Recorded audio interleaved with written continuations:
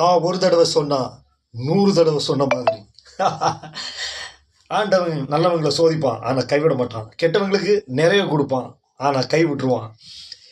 Tamil super ஸ்டார்னு சொல்கிறத விட ஆல் இந்தியா சூப்பர் ஸ்டார்னு சொல்லலாம் ரஜினி சார். கிட்டத்தட்ட 1975 அபூர்வ ராகங்களில் வந்து இன்னைக்கு 2024 கிட்டத்தட்ட 50 வருடங்கள் வந்து அவர் சினிமாவில் தன்னோட ஆளுமையை நிலைநிறுத்தியிருக்கிறாரு. எத்தனை புது ஹீரோக்கள் வந்தாலும் இன்னும் அவங்க கூட போட்டி போட்டு இன்னும் படங்கள் நடிச்சுக்கிட்டு இருக்கிறாரு.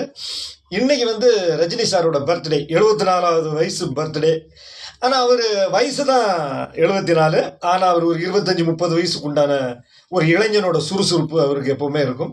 அவரோட படங்கள் இன்னைக்கு கூட தளபதி படம் ரீ ரிலீஸ் பண்ணி பட்டையை கிளப்பிட்டு இருக்காங்க. அவரோட படங்கள் எங்கள் அப்பாவுக்கும் பிடிக்கும், எனக்கும் பிடிக்கும், என்னோட வாரிசு என்னோட மகனுக்கும் பிடிக்கும், அடுத்த தலைமுறையினருக்கும் பிடிக்கும். ஒரு 3 தலைமுறையினரை வந்து ஒரு கட்டி